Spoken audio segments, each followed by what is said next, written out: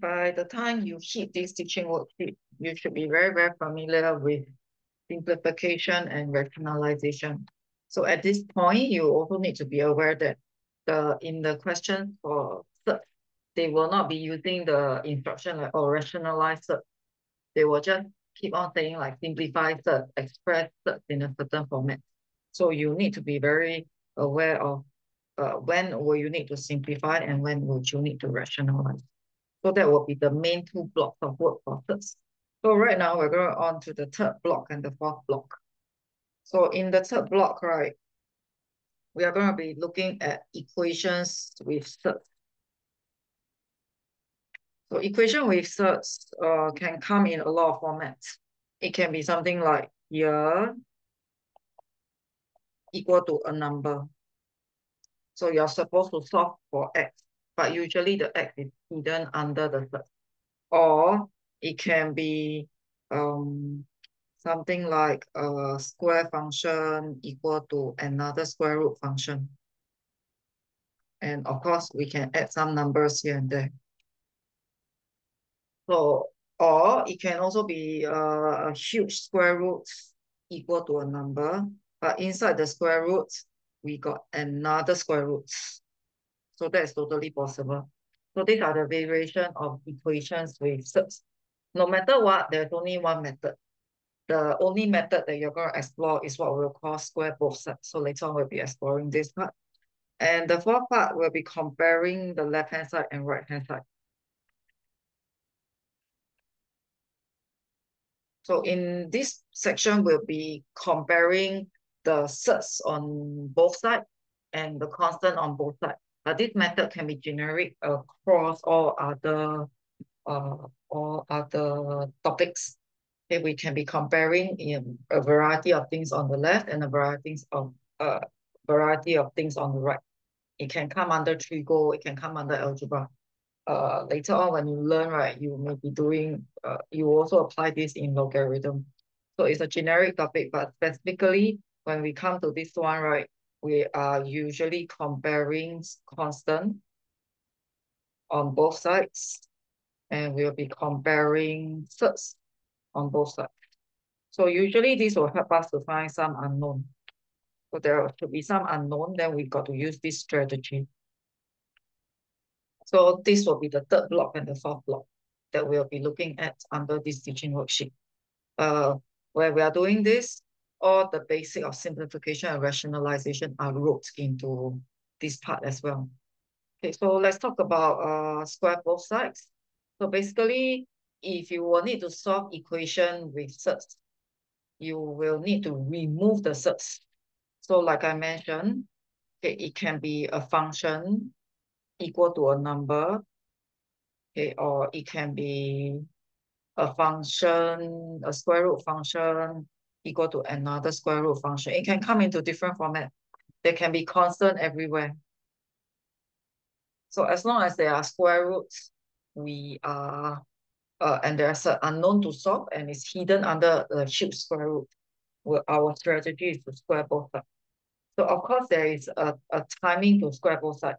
If you square both sides at the wrong timing, usually you will get yourself stuck. You couldn't move on. So I'm going to illustrate using the following examples. So if you look at 1a, there's only a square root equal to 5. So the typical method will be you square both sides. So here I'm going to square both sides. The squaring will remove the square roots. So because of the squaring root is removed. And then you just do as per normal, a linear equation. Okay, so at this part, you also have to check. So you will usually check that the answer is valid. There will be some answers that are not valid. So you're going to return the 14 that you have found on the left side and see whether it really gives you a 5 or not. Then maybe you'll be wondering, you mean I will not get a 5? Yeah, there are some questions, right? You somehow will not get the value, and then it becomes an invalid answer. So there is a case, there will be situation like this. and you may be asked to explain why it's not valid. So you've got to show your working of checking. So in the next part, 1B, we look at we got surds on both sides. Okay, so uh you can do it this way. You can square both sides in this way. So when you square both sides in this way, you have to remember that you need to square the two. So a lot of people will forget about squaring the two. And squaring will remove the square roots. So root 3, if you square that, will become a 3. So the algebra is quite easy. Or some students will prefer to divide the 2 over. So if you prefer to divide the 2 over, you are still doing a square both sides. It doesn't matter. But this time around, when you square, you got to square the top and the bottom. So essentially, you come to the same answer.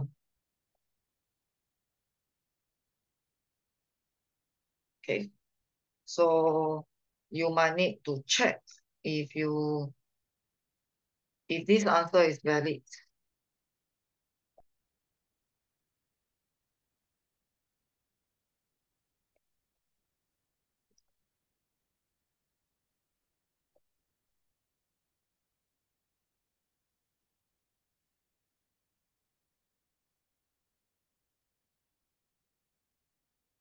So you are going to simplify like this. So in the end, you will cancel and you get a root 3. So sometimes the checking can be quite easy.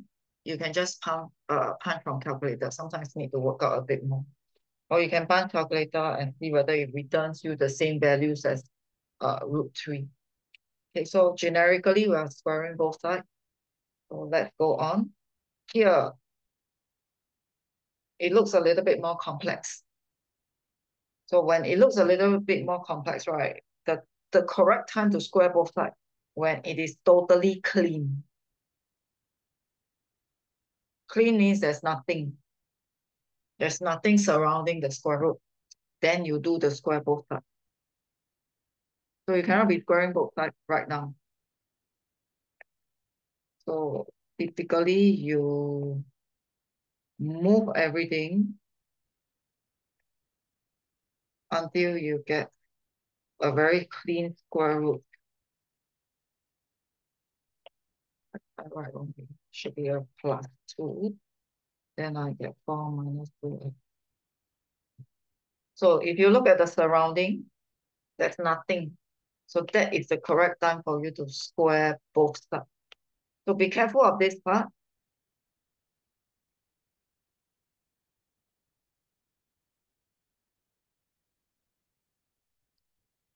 So the squaring on the left will remove the square root, but the squaring on the right will be your set 2 expansion formula, the a minus b square formula. So you got to remember to execute that formula. Okay, one thing some students will forget to execute that formula. Another thing will be sometimes the students will execute the formula wrongly. So there's a lot of possibility. So once you forget to apply the quadratic, the algebraic identities, most probably you are going to get it wrong. So you just shift everything over. Let me see whether I make careless mistake. And then you solve your quadratic. You can use your quadratic formula.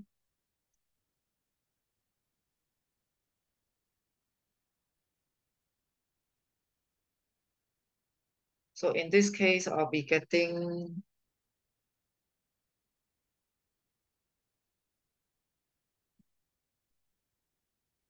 24 plus minus 20 over 8. So I'm getting 2 answers.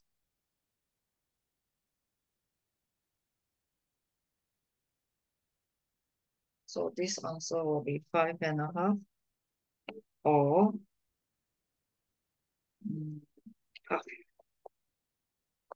course, you can go for a factorization. So if there are two answers, you actually need to check for two answers.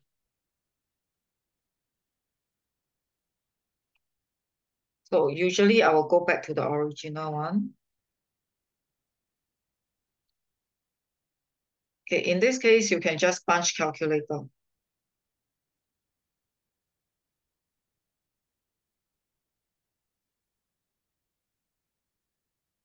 Sometimes I choose to simplify a little bit more before I punch calculator. -1 plus 3, 2. So x is half is a valid answer.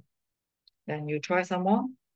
So when x is equal to 5.5, check the left side. 5.5 minus 1, 8 times 5.5 plus 5. So this is a 9. So that's a square root 49. So if you look, it doesn't give you the 2. So out of the two answers, only x equal to half is the valid answer. So you really need to check. When you get two answers, that doesn't mean that you always will get two answers are valid. When you get two answers, you got to check both. It might turn out both are not valid. So in such a case, right, the equation doesn't have any answer. So that's totally possible. Okay, then for this one, the next one, again, we're going to square root when it's clean enough. So I'm going to shift everything over. And I'm going to square both sides.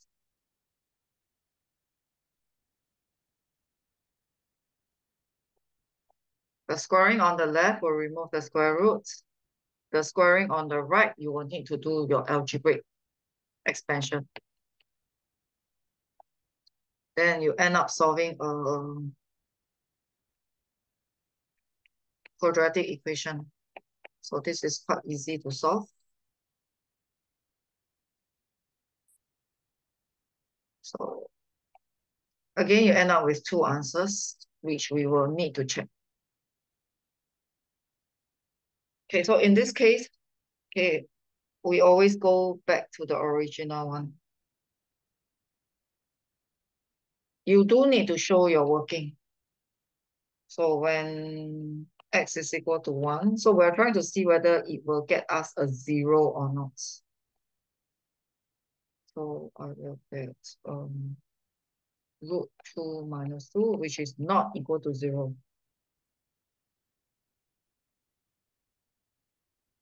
Okay, let's check x equal to 6.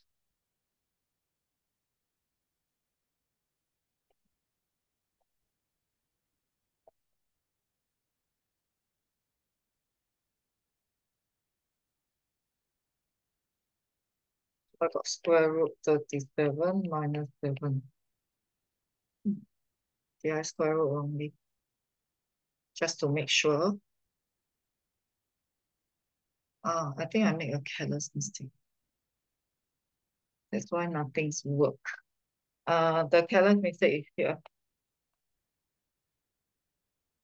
Okay, so this whole chunk is wrong already.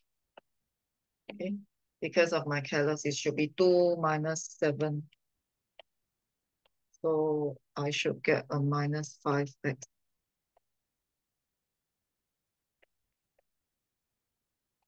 So that will affect the factorization.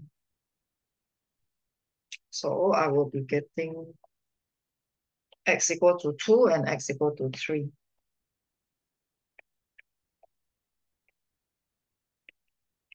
So check the two answers again. So we're trying to see whether we get the 0 or not. 14 minus 5 is square root 9 minus 3. Yes, that gives us a 0. Let's stop x equal to 3.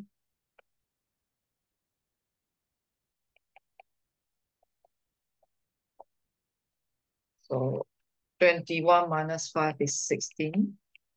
So both are equal to 0. So both are valid answers. So we got two answers.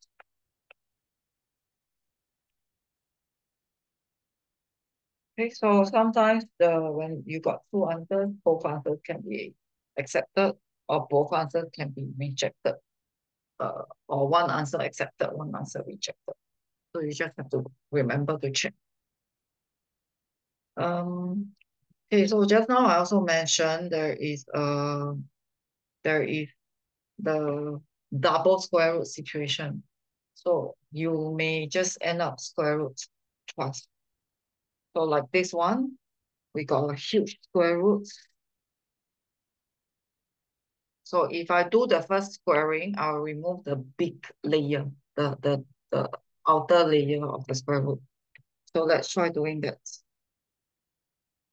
Okay, once I get rid of the first layer, okay, don't forget the one on the right. I should be executing my algebraic extension. So again, you can only square root, if you want to square both sides again, right, make sure it's clean enough. Make sure there's nothing surrounding the square roots. Then you go for the squaring. So now I got to shuffle a little bit to isolate the square root.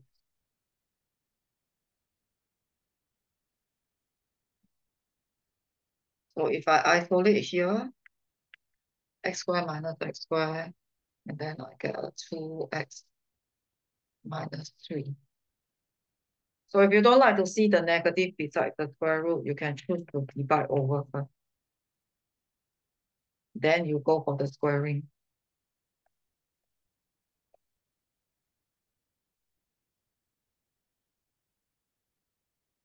So the squaring will remove the square root on the left. And for the right side, we will be doing our algebraic identity. So all in all, I get a quadratic equation again.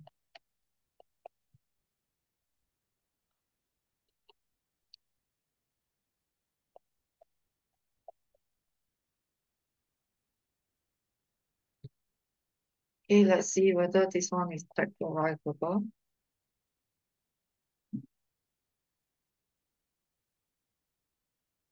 I think.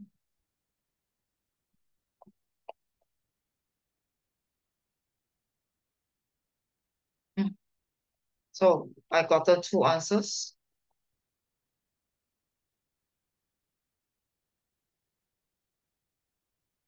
So again, I got to check the two answers. So you may be wondering, so this time around, where do I go and check? So I need to go back to my left-hand side and my right-hand side here. So the checking may not be so direct this time. So I'm going to do it at the side so it's easier for you to see. So let's say I'm going to check x equal to 1. So I got to check the left side. The left side will be this. So I got to check the left side.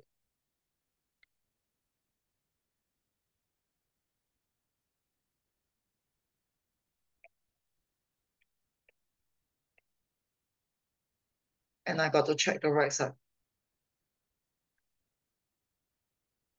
So both are the same. So I got to check the left and I got to check the right. And that means x equal to 1 is a valid answer. So check again on the other one. So that will be the 2.5. So you got to check the left and right. The numerical value has to be the same. So of course, you can just punch calculator. Okay, I'm running out a bit of space. So 4 plus 2.5 squared.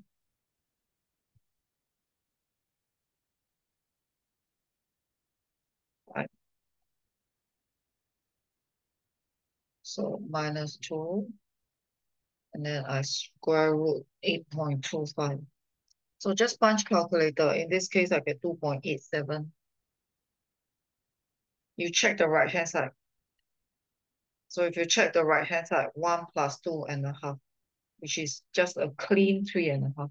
So apparently the left side and the right side are not equal. So if so, you are going to accept this and you're going to reject this. So all the checking are parts of the working. So it can get quite long. So that is the idea of squaring both sides. So make sure you remember that you got to reshuffle until the square root itself is quite clean, nothing around the square root. Isolate it first, then you go for the squaring both sides.